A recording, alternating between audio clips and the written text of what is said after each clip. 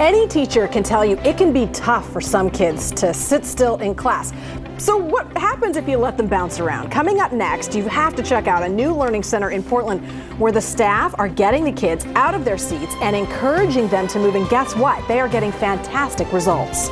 And today in your Focus at 4, we're taking a closer look at how kids learn. It seems like this topic hits a nerve with a lot of you. Yesterday on our Facebook page, we asked you about declining reading scores, and you left a lot of really thoughtful comments about it.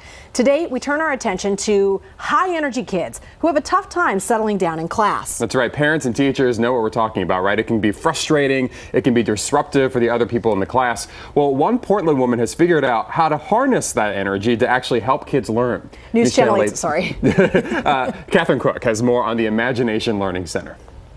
He was coming home from school and saying he was stupid, that he was not passing the state reading tests. He couldn't even write one complete sentence. Different moms whose kids face different challenges at school.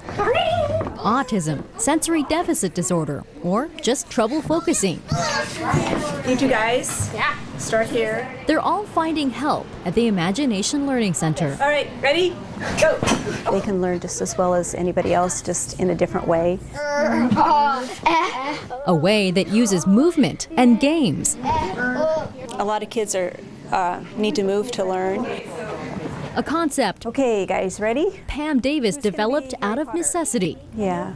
Her daughter suffered a brain injury when she was little. Yeah, it was the school science fair. Injury was in the left side of the brain, so I needed to think of some right-brained kind of activities for her to learn.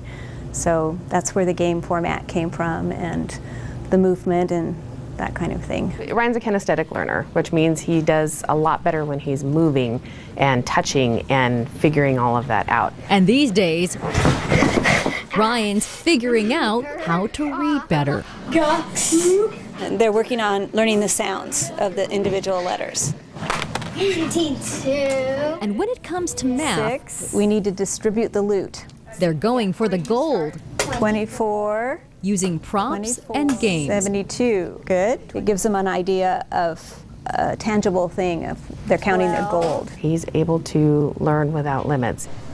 The kids take their new skills back to the classroom, knowing that they don't have to be afraid of learning, even if they're sitting still at a desk. That they can play all these games that Pam plays with them, and they do learn, and they're very smart. He just really needed that confidence boost and someone that understood how he learned. Harry Potter won. The kind of breakthroughs that make Davis proud to be the head of this class. Extremely proud, and a lot of them say, I just never thought I could do this. Bye, Pam. Bye, Pam. Bye. See you later. Katherine Cook, KGW News Channel 8. If you want to learn more about the Imagination Learning Center, Katherine tells us they're holding an open house this Sunday at their location in Bethany Village.